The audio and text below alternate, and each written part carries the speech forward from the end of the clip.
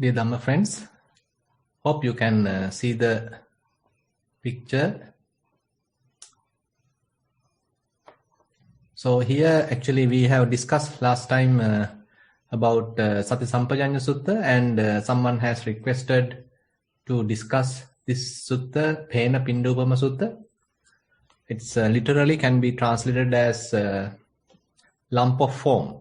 So you can actually read this Sutta later. So I have already uploaded this to the website. You can read it. So basically, in one occasion, Buddha was in Ayodhya. So that is, sometimes people are telling it is, nowadays it is the Afghanistan, Pakistan, that area. That is the Ayodhya. So Buddha was staying at that given moment in that area, and he see this Ganges, the river Ganges, and there he gives a very beautiful simile.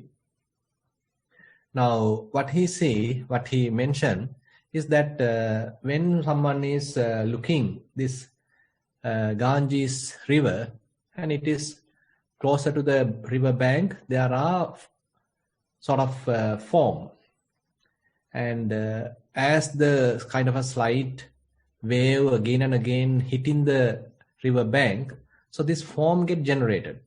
Again and again the river flows, or the waves are hitting the river bank, and as a result this kind of a foam get generated. Now assume that someone from the distance probably cannot see what is really there. So it appears from the distance like a kind of a solid stone, or kind of a white stone, kind of a solid something. So this is what we can see from the outside. It's very white in color, and it's a sort of a huge something. So from the distance we can't decide what is really there.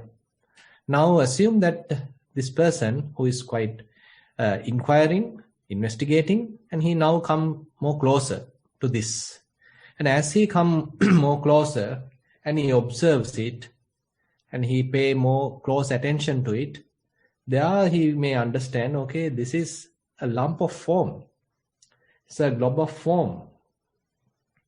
So this is because of his own investigation, his own examination. He understands this. So it's a kind of a lump of foam. So, and once he very well know that it's a foam, it is not a stone, it is not something solid, and what is inside is merely empty, simple air, and there is nothing substantial. Now he feels it is nothing, it's empty. There is nothing substantial, it is not worthy. No point of collecting it, no point of thinking it mistakenly as, say, white stone or something precious, but it is rather invaluable. There is no value at all. It is completely empty, hollow. So this is the understanding that this person gets after the examination, after proper investigation. So similarly, Buddha's mentioned, so someone who is the practitioner, who also examined this very body, like what we did today. So assume that one already has some amount of developed concentration, and with that developed concentration, now he pay attention, close attention to various element characteristics. Say we discussed today the touching sensations. So we kept kind of close examination to those touch sensations, and as we more closely examine, at the beginning it appears like a single thing, something. But more closer, again and again we examine, we will understand it is not something, it is not something solid, it is not something constant, it is not something permanent, it is not something substantial. But as we more closely examine, so this whole something going to disintegrate.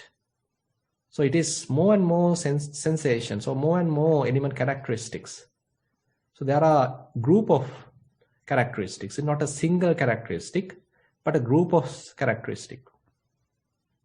And the collectively it appear like a single thing, but as we closely examine, so then we really understand, okay, it is not a single thing, though it appear like a single thing, something substantial, but as we closely examine, then we will understand, okay, it is not single thing, it is not something substantial. It's a collection of element characteristics. So each minute element characteristics has its very instantaneous lifetime. There is no long lifespan. It's very instantaneous. It's momentary. Arising in a moment, it disappears. Arising in a moment, it disappears. Altogether, the whole thing represents like something, but as we look at it more closely, there is nothing substantial. It is hollow, nothing worth, nothing valuable. So this is what Buddha mentioned about the form. Here the form aggregate, rupa kanda. So as we generalize this to the whole body of ours, so at the beginning we feel that this is something solid.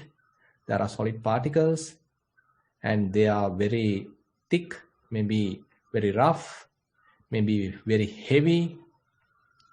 But more and more we recognize these heavy particles, roughness, stiffness, hardness, and even the soft particles, kind of mild, soft characteristics, and even the kind of fluidity, cohesion, and maybe heat, cool, those characteristics, maybe vibrations, movements. So all these are what we represent as a body. So this body Buddha mentioned is consisting of 4 elements, 4 great elements. So how we comprehend is by observation. This is not simply by reading a book or going through a scientific article. Rather, we are trying to examine it more closely. Actually, even we can sort of use those 32 parts at the beginning if one likes.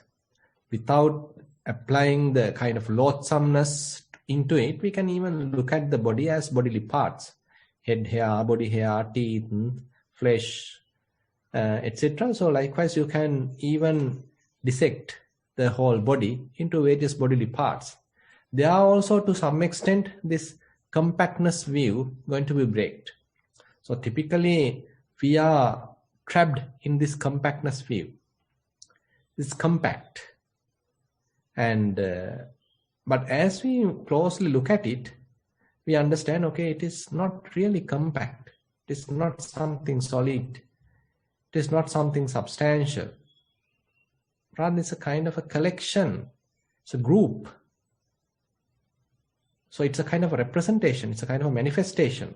It pretends like something, but as we look closely, there is nothing. It is hollow, insubstantial, nothing valuable, nothing compact.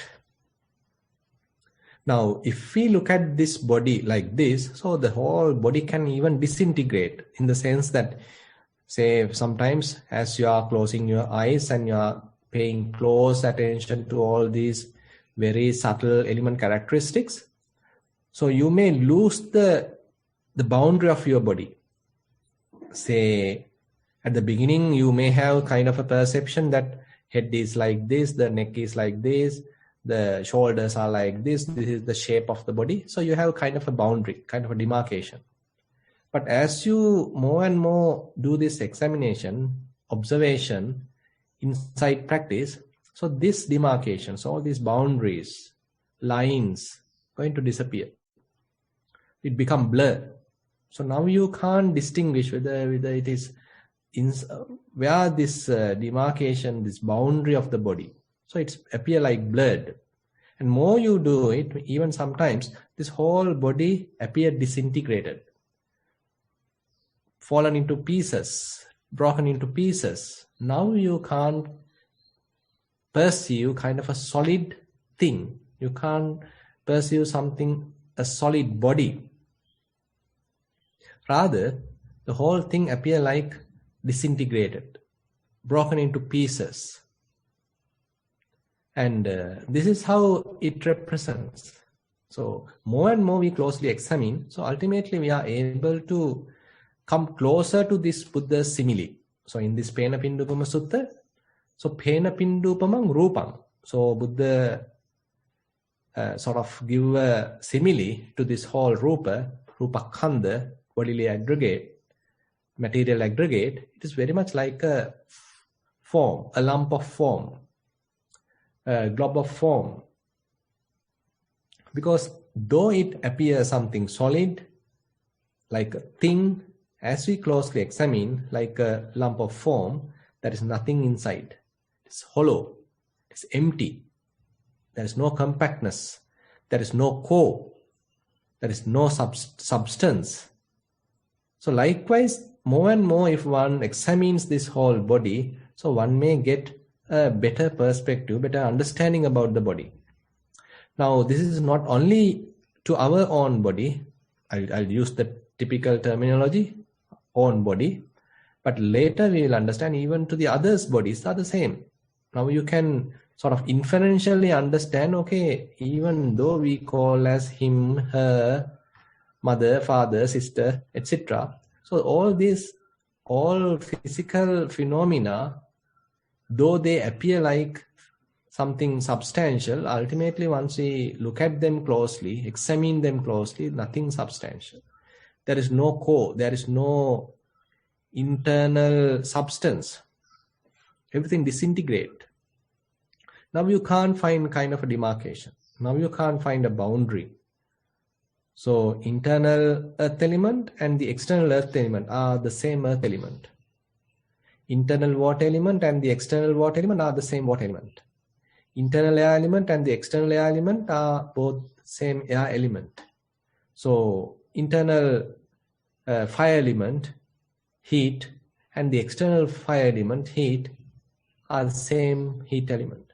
So none of these elements know whether they are inside or whether they are outside. So those duality is something that we impose, we introduce. So just for our easy communication, we are introducing a lot of conventions. We are importing, we are inserting so much of signs, marks, languages, words, languages, sentences, so many things. Ultimately what happens, we become a victim of all these conventions. And we feel that convention is the truth. So we have a kind of a dilemma where the convention say it is something, it is really worth, it is really valuable. But on the other hand, the insights show it is not valuable, it is empty, it is hollow, and it is insubstantial. Now we need to understand, okay, this the typical compactness view now going to break. The typical values that we have applied, given to this very body, now going to sort of reduce. So the typical values that we have given to outside bodies still going to disappear, going to reduce. And the difference between the internal and external going to disappear. And the same thing is true to the past already sort of destroyed elements. So the already dead bodies. So this body, even though at the present moment it appears like this, so it's only after a couple of seconds or even before that, this whole bodily elements disappear, they destroy, and new elements going to generate. So the past elements, already dead elements, are the same. So nothing substantial there. So the present elements are the same, nothing substantial there. So because of this nutriments, so if there are new elements going to generate in the future, they too are not substantial. They too are hollow, empty, not worthy. So likewise, now you can further enhance your understanding by using inference, and there your understanding about this body is growing. Now you can even apply it to very far objects, maybe Jupiter, maybe Saturn, Mars.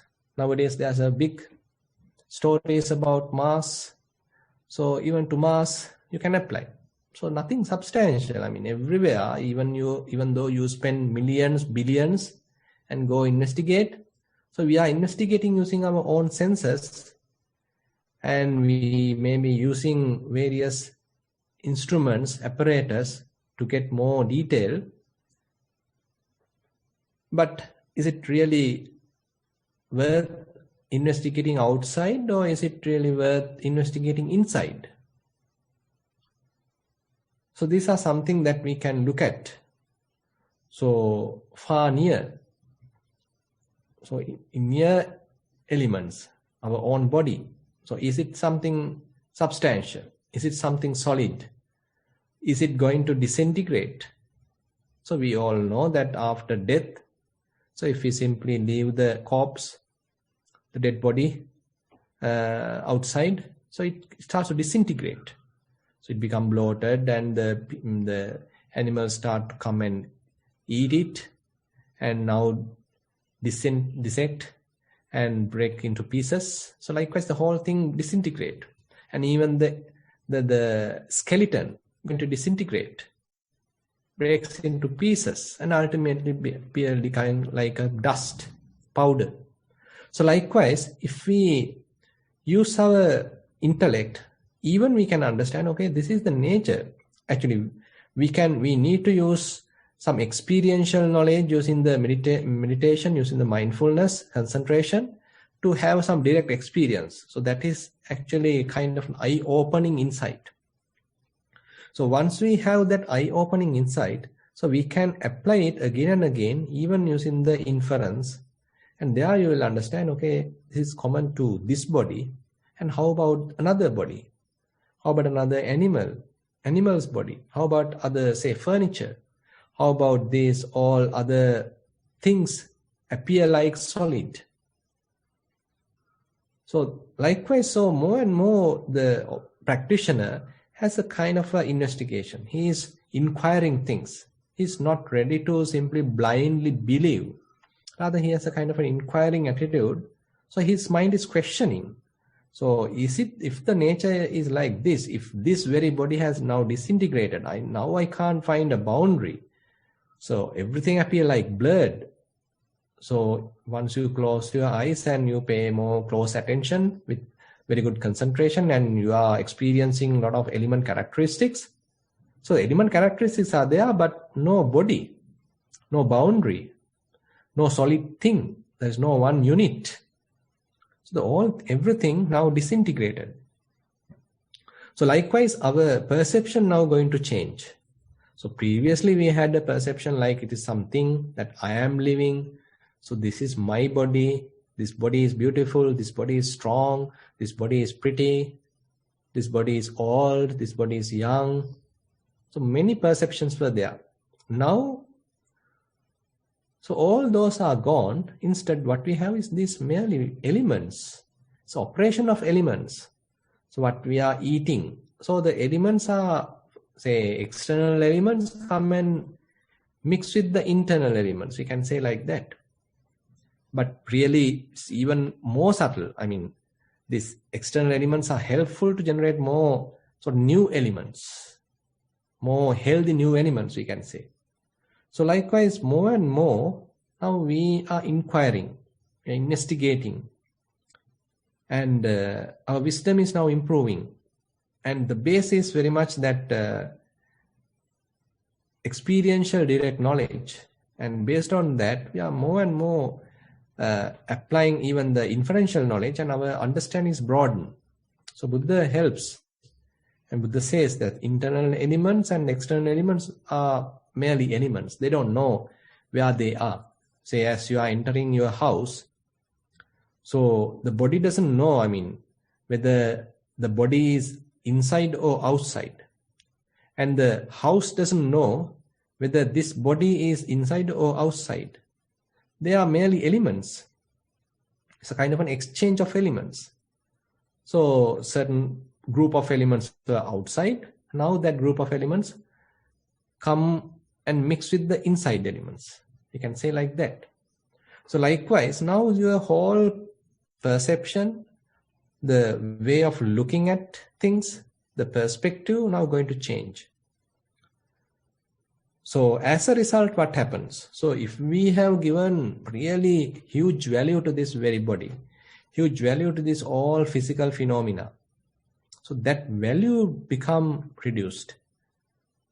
So we become disenchanted. We were really sort of attached to this body. We were valuing this body. We have already made a big conceit because of this body. But now, because of this insight practice and wise investigation, now that kind of delusion going to disappear.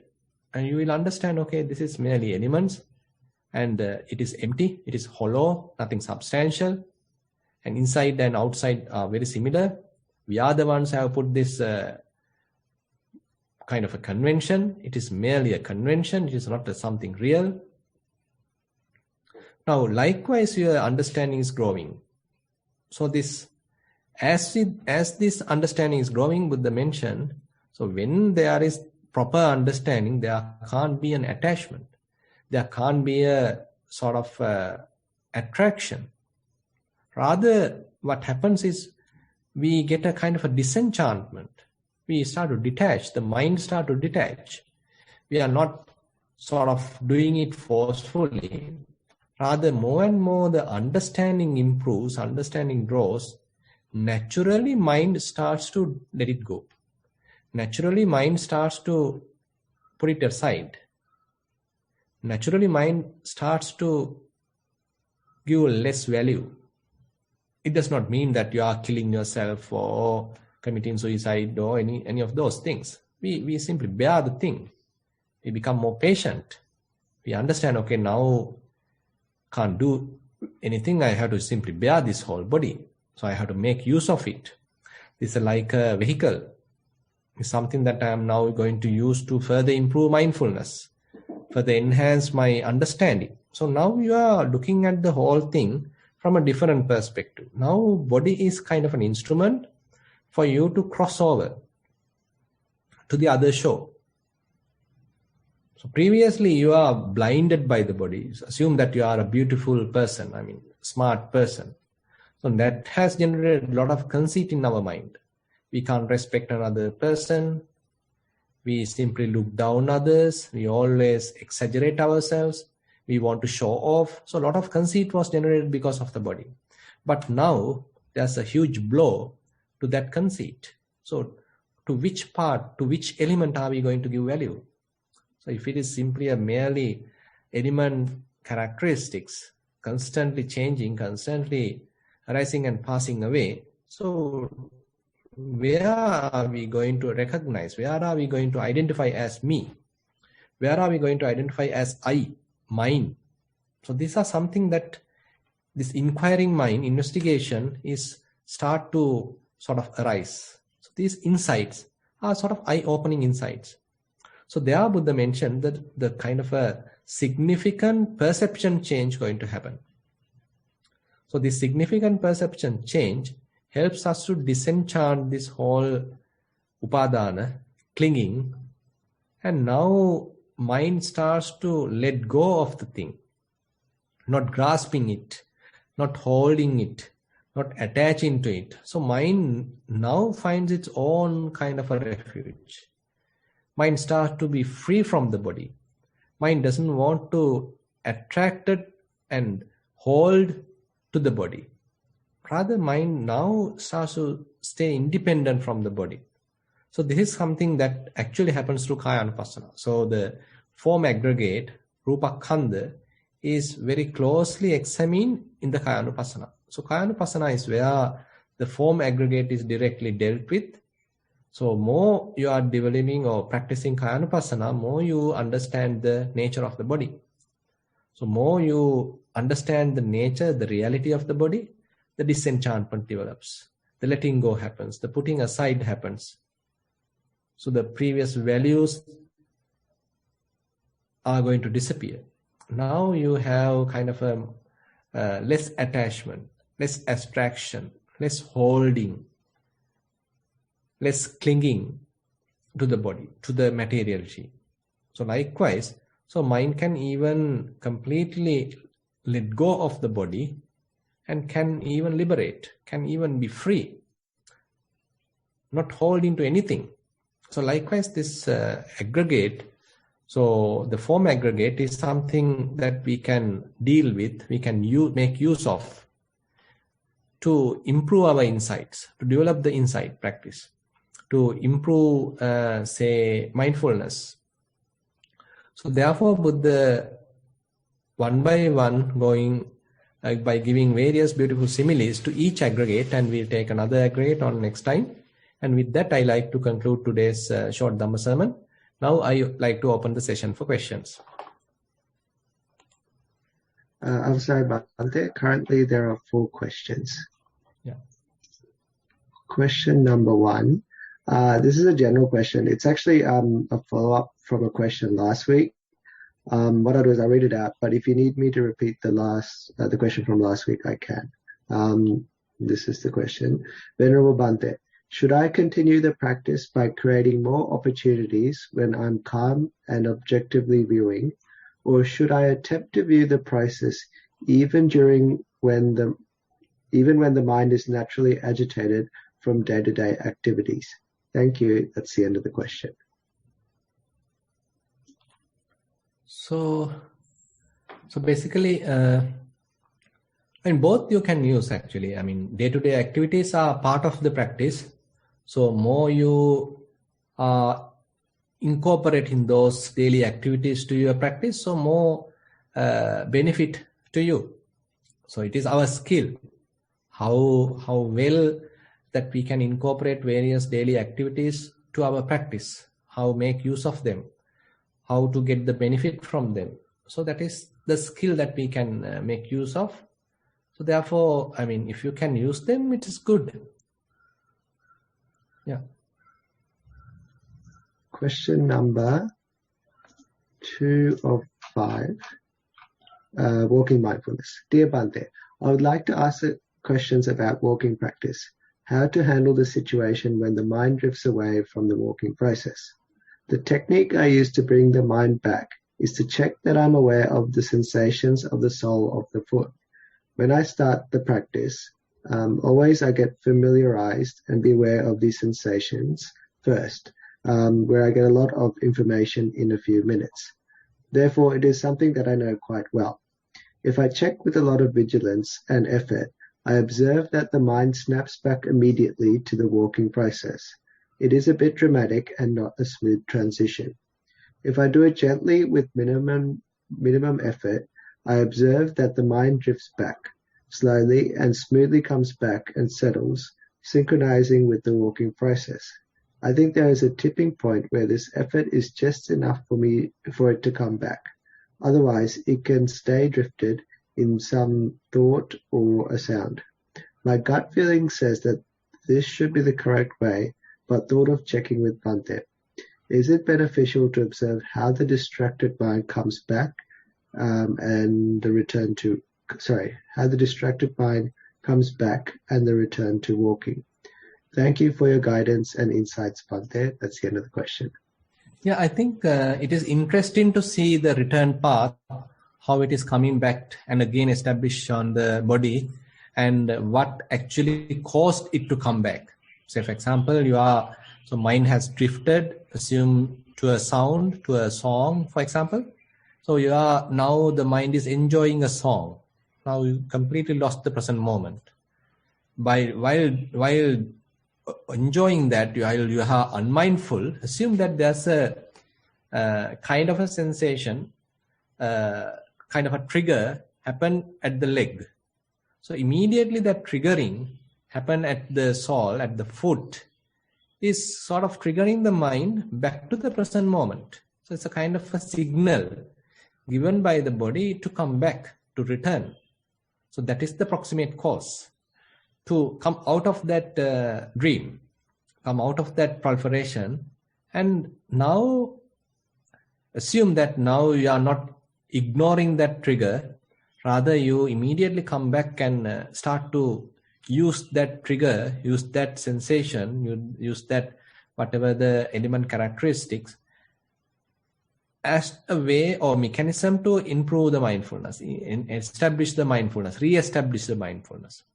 So that is the proximate cause for you to regain mindfulness. So this is a kind of, there are different methods, or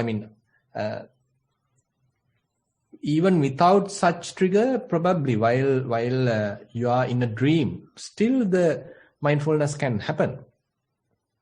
It is not essential to have a bodily trigger.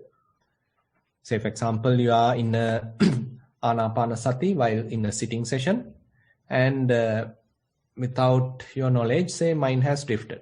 Now you are in a dream world. But without any kind of a bodily sensation, kind of a significant bodily sensation, they are kind of a mindfulness regain. So it is.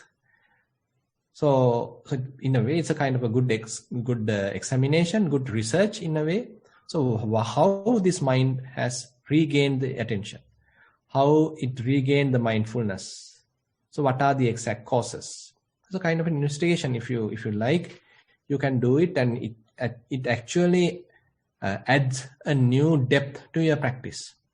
So rather than simply doing in the typical, traditional or the familiar manner, so you are adding a new depth to your practice. So how this mind is returning? So what are the exact causes? What made it to come out of that dream? So you are sort of inquiring the nature of the mind, the behavior of the mind. So the causes affecting the mind. So this is something useful. So it's always kind of an Arya Pariyesana, that we are investigating about the nature of the mind, this whole body and form. Sorry, the whole this psychophysical nature. So we are now trying to investigate. It's a kind of a interesting and again really challenging and kind of eye-opening research.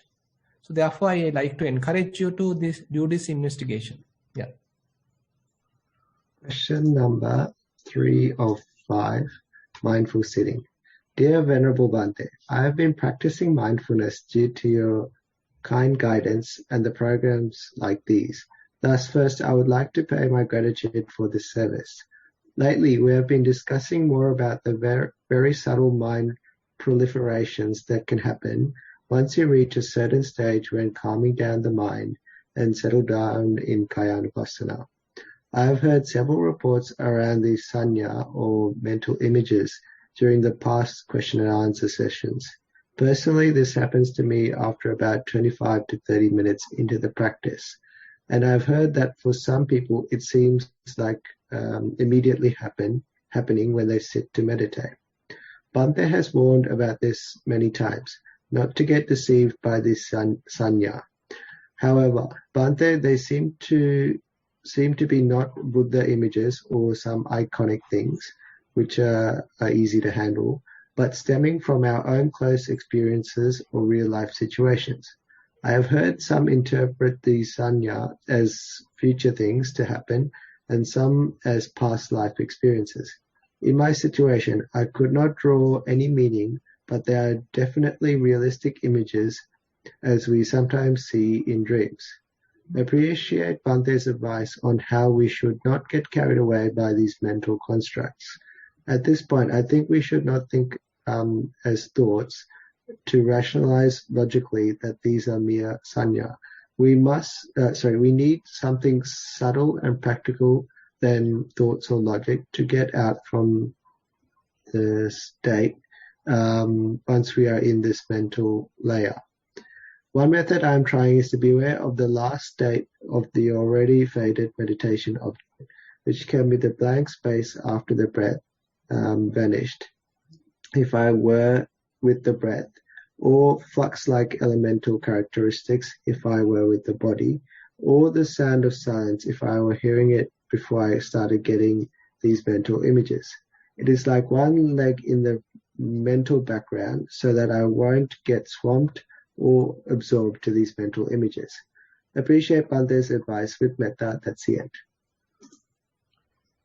Yeah, actually, if you like, you can do some sort of an experiment, no harm, but it depends actually. So this is some people are interested. I mean, when mental images are happening, they are trying to predict. Okay, this is something happening at a far distant place. This is the kind of a representation of that, indication of that. There's a kind of an accident going to happen. This is a kind of a signal for that. This is a kind of a prediction. Oh, this is something belonging to the past life. This a past life experience has a kind of a remnant, and that is representing right now. So yeah, so how are you going to verify? So that is the question. Assume that it is something really belong to a past life. So are you going to search for your, say, past life parents? Are you going to write a book on the past life incidents of so and so? And how worthy is that experiment? So are you going to spend all your life searching for your past life? So this is something that we need to think. So how are we going to verify? So these perceptions, so that's why, I mean, it's very difficult to give the exact reason, cause for them to appear. Mostly, maybe say before your sitting session, say you had a chat with someone and you were discussing on a particular topic, and once you stop that and come back and sit, and probably there are some remnants of that discussion, and that subject may appear as various kind of images in the mind, so that we can of course understand, okay, this is related to the previous discussion I had with so and so. Say someone is suffering. Now you heard about him and you were discussing, thinking about him. And after that, you start your sitting practice. Now during your sitting session, probably you get various thoughts, memories, past incidents with him or her, so to your mind. So there you can understand, okay, because just before the practice, I was thinking about him and he is in a danger. So that is why now these all different types of images are appearing in the mind. Now, likewise, we can get some proximate relationship between how these images are happening, mental images are happening. But we can't actually give exact reason, exact kind of a relationship to each and every image. So there are sometimes images where we have no memory at all whether we have seen someone. So that is where we are now trying to sort of connect it with our past life, maybe to a kind of a future incident, future meeting. So how are we going to verify, and how worth it is it? So this is where, I mean, people actually interested about these things. So they have developed various science about these, say talking about various past lives, and they are quite interesting, and certain stories are real, and they did experiments, and certain people have some special skills, like Edgar Cayce, who can he can self-hypnotize himself, and when someone is in front of him, and so he or she is talking his own story, now he do kind of self-hypnotization, and he searches the past life incidents. So these are very interesting in a way. And so ultimately, are they really, I mean, if it may worth to convince ourselves, okay, there were past life. If you are not believing in past life, probably if you get solid say facts about it, probably now you change the mind. Yes, there was a past life. Now I have to believe it. Now I have solid facts. So fine, no problem. But on the other hand, how much time are we going to spend on this kind of an experiment is another point that we have to think. And how worth is it? And our mind is always interested about this kind of investigations, and finding out a relationship. And there are many sciences and many predictions predictions, and some people do even business. So they do some practice, and after some time they get these kind of different images, appearances, and even various sounds, and they connect it to some external source, and they say, okay, my past relative so and so is now have connected with me. He has given a kind of a prediction on to you. Okay, this is going to happen. So the in front of person, so he may believe it, and it might even happen. Then he go and tell to another person, okay, that so and so after his meditation, he sort of gets connectivity with his past relative. Now he gives predictions. Now you can become a fortune teller. Now you can become a predictor. So is it the practice? Is it the correct path? So is it worth? So this is something that we need to ponder. That's why Buddha mentioned, so if we give wrong values to our practice or the outcomes of the practice, we completely deviate from the path. So the images may be really beautiful. They may be quite attractive than the breath. So breath is nothing. Say rising and falling is completely useless when compared to the image appearing in the mind. So this image is so wonderful, so attractive, so important, so valuable. It's worth searching it, worth experimenting on it, worth reading a book about it. So now you go for astrology, you go for predictions, so on and so forth. So this is where our path get misdirect or misled to a different something else.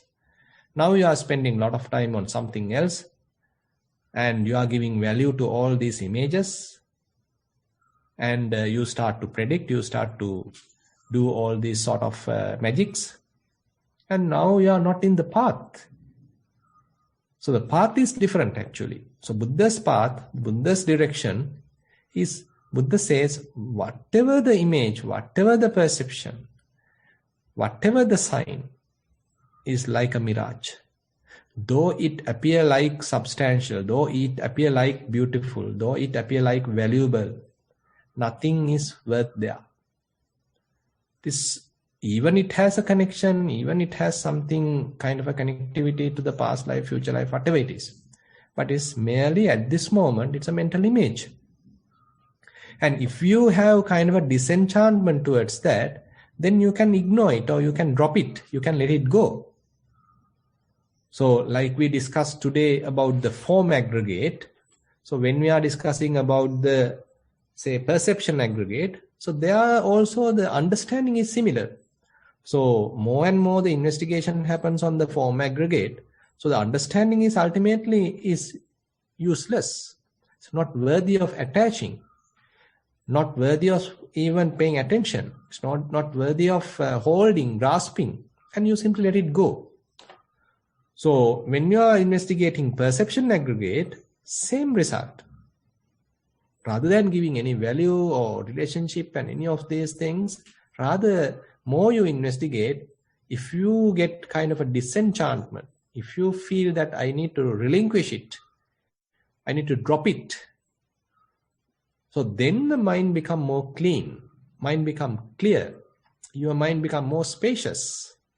It is not corrupted with various signs, not corrupted with various perceptions. You are not biased with various perceptions. You are not holding any sort of preconceived ideas, perceptions. So there you are getting a kind of a clear mind. There you get a kind of cleansed mind, say, kind of a pure mind, we can say. So this purity, this clarity, this unattached nature, spaciousness, without any colored nature, unconditioned. So this is the direction that Buddha is leading us. So it doesn't have the values that we have given. So we have given values to all these beautiful images, attractions, and all these things. But Buddha doesn't give value to those. Buddha gives value to this calmness, this emptiness, this understanding, this clarity, this unattached nature, independent nature, the free nature of the mind. So therefore we need to sort of decide, so which path I had to take. So there's a beautiful insight later they are developed called Magga Magga Jnana Dassana Visuddhi, where you have to differentiate what is the correct path, what is the wrong path. So as you are continuing your practice, there may be symptoms, there may be various signs, milestones, and on those locations we have to take the correct path. So the correct path is not something that sometimes mind appreciate. So mind may give value to those beautiful things. Instead of that, we have to believe or trust the Buddha's teaching, and there we have to deviate from that wrong path and come back to the correct path. So correct path is always verifiable. Correct path is always present moment. It is not sort of deluding your mind. It is not coloring your mind. It is not corrupting your mind. It is more and more opening your mind. More and more cleansing your mind. So all the attachments are going to reduce, and the mind become less heavy. Your mind become lighter. So these are the kind of symptoms or the signals that we can use to differentiate between the correct path and the wrong path. And as a result, we have to find the correct path. Otherwise, we are wasting our time. Yeah. Question number 4 of 7. This one is mindful sitting. Dear Swabinwansa, regarding today's guided meditation, I tried to focus on the tightness of my leg muscles and weight on the buttocks after focusing on the body. This tightness or the hardness observation was possible during the initial stage until the place of the feeling was fading away. I started getting the sensations of tightness in other areas of the body, especially around the head, and could not keep the collectedness of the mind. I feel like the mind is scattered around many sensations. This may be because of the first time into this practice. Usually I start with the breath, and when the breath fades away, I could keep on focusing on the element characteristics as they appear. Should I keep this technique or try out focusing on the elements straight away as today? With metta, that's the end of the question. Yeah, actually it depends on your concentration. If you have fair amount of concentration already built up, since you are back from walking session, so probably your mindfulness is well established, fair amount of concentration is developed, and you have the ability to focus your attention to wherever it is necessary. So if these skills are developed enough, you can directly start what we did today.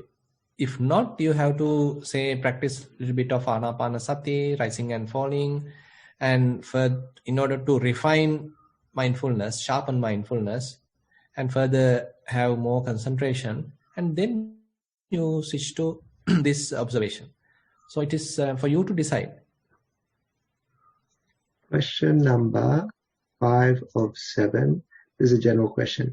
Dear Bhante, is the use of pesticides or chemicals to get rid of pests considered breaking the first precept? For example, head lice removal. We do not want to take life, but need to for health reasons. Appreciate your views with metta. That's the end of the question. You can have a bath instead, I feel. Instead of using all these chemicals, sometimes harmful to the head, if you have a head. Probably it's up to you. I mean, by the way, we have to go for a middle path here. Buddha hasn't taken a kind of an extreme situation here.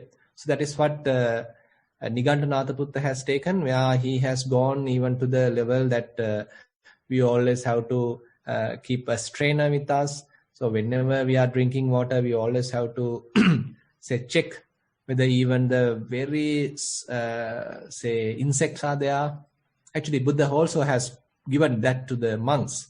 Say, if you very well know that there are insects in the water, so Buddha asks not to drink that water, not to throw that water away, because those insects may die. So you have some attribute, the kind of a compassion attribute there. But on the other hand, now if you are going to the extreme, now inside your body, there are millions, billions of, say, bacteria and all these, say, microorganisms. So if we are going to care of them, then we can't live.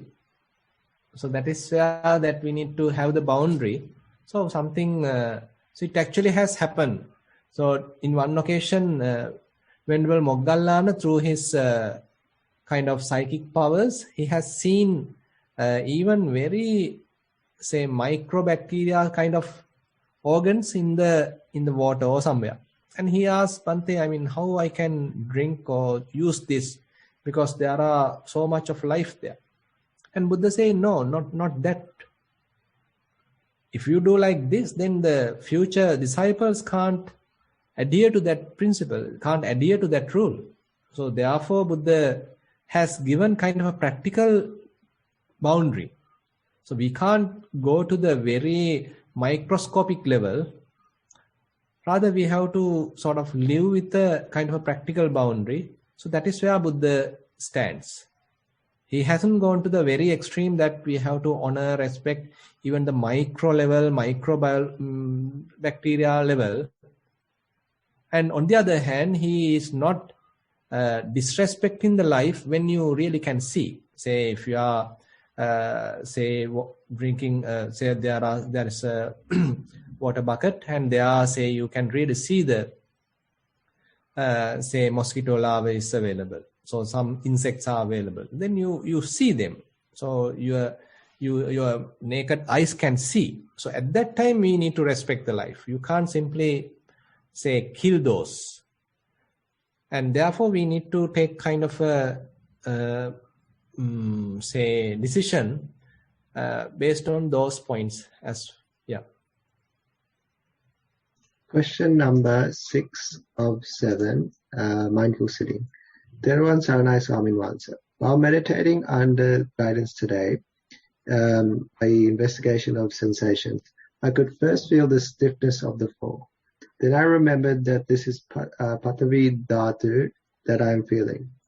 Then I could understand why I feel this is because I am breathing and the body is kept sensitive with the breath, i.e. the touch feeling is understood by the mind as we are alive, or as we are living. I could feel sensations at different places. Is this a lack of attention? Then I felt the level of sensation is changing at each breath. I could also feel a burning sensation coming and going with the touch feelings. I thought this is Tejo Dhatu.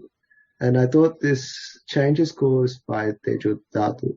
And we feel the pains because of this Tejo Dhatu. Really appreciate if you could guide me with anything that I did wrong today. Much merits with Metta, Thero and Saranai. That's the end. Yeah, one important point is that we don't need to map immediately this experience with our book knowledge. And we don't need to exactly know, okay, whether this is Tejo Dhatu, whether this is Apo Dhatu, etc. It doesn't matter. Actually, if we are trying to map with this book knowledge, then we go wrong. We don't need to. So we don't need to bring that, say, labels into the picture. Rather, we have some idea about the elements, doesn't matter, but we give more emphasis onto the, say, experiential knowledge. So various, characteristics are available, but you can't exactly remember, okay, this is whether it is Tejo or Vayo or whatever it is, but you know very well it's a kind of an element characteristic. It's a kind of a change, it's a kind of a vibration, it's a kind of a heat. It's a stiffness, it's a hardness. So you can simply remember those characteristics, qualities, and that is enough. You don't, it is not required to map that and exactly giving kind of a mapping between that book knowledge, the names into the picture of the present moment. So as on the other hand, simply you have to keep aside all those book knowledge, and they are merely conventions, labels, and now the prominence is given to the direct knowledge, and there you are dropping the labels, and not necessary to have labels, and you are directly experience the bodily characteristics, the element characteristics. Say, for example, say someone has given an apple, you have never tasted it. Now, but you have heard it. And someone has mentioned, okay, it is of this color, this of this taste, this is the size, this is the weight. And probably you can, once apple is on your hand, probably you can remember all this information. But now you can see for yourself. It's in your hand, on your hand. And now you can taste it by yourself because you can take a bite. So now the direct experience is given more prominence than that book knowledge. So this is where I feel that you have gone wrong. So don't worry about those labels given. So they are just for the mere communication. Rather, if you can simply recognize different characteristics, that is more than enough. Bhante, we have one more question and an announcement. Is it okay if we go a little bit over time? Okay. Question number 7, general question. Dear Bhante, do we have to develop concentration or samadhi to sharpen our mind before we try to see the body as foam or bubbles? That's the end of the question. So it actually develops. Now, say for example, if you develop anapanasati, so say if you are able to recognize whether it is long, short, whether it is the beginning, middle, end, from which nostril the in-breath happens, which nostril the out-breath goes out, and all this information is available because of the samadhi. So this is the clarity of the mind. This is the sharpness of the mindfulness. So you are able to maintain your attention for quite a long time in order to recognize these subtle aspects. So if you are capable, if you can do it, so that means the necessary amount of samadhi is available. So with such samadhi, you can start observing various phenomena, various element characteristics. So that very observation also contributes to samadhi. It is not that we have to start the observation by making the samadhi perfect. Rather, we can start at some level. So that's why I have given kind of an indication. Say if you do anapanasati, then you can start to investigate various subtle characteristics of the breath. And if you are able to recognize those subtle characteristics, that indicates fair amount of samadhi is available, mindfulness has developed. And then with that samadhi, you can actually start. That's the end of the questions, Bhante. I'll just pass on for a quick announcement regarding the retreat.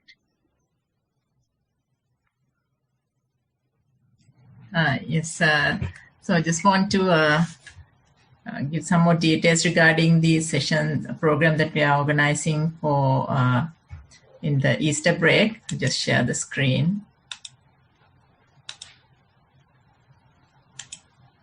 Yeah, so there are actually 2 parts that we're going to do, as in 2 groups. So there'll be people who will be actually doing a residential retreat during these 4 days. So they will actually go to a location where they will do the practice. But also we are having this full program on Zoom. So you can join in, and Nirupa is coordinating the Zoom session. And she will give you more details regarding the times, and because we have a daylight saving time change in Australia. So for the 2 days, there's a break, and the slight difference in the timetable for the last 2 days to the first 2 days. So Nirupa, if you can give some more details about it. Thanks, Chavida and Avasare Bhante. As you can see, program will start at 8 a.m. and then it will go ahead as mindful walking and sitting, and then mindful walking, then again mindful sitting sessions, 1 hour sessions. Then after that there's a break at 11:30 a.m. for the lunch, No, sorry, I can't see. Yes, lunch, and then again, Swami Wahanse will join with us for the Sinhalese Dhamma talk at 1 p.m. Then again after break, then mindful walking and then sitting session, then break. Then after that mindful sitting session, then 6:30 break. And after that again Swami Wahanse will join with us for the short Dhamma talk in English. It would be probably a short Dhamma talk about previous Sinhala session. Then after that Q&A Sinhala and English session from 8:30 to 9:30, and then program will be at 9:30. This will continue 4 days. That's it. Again, over to Chandra. I think that's the last thing we had. Yeah. Okay. So what I'll do is I'll conclude this.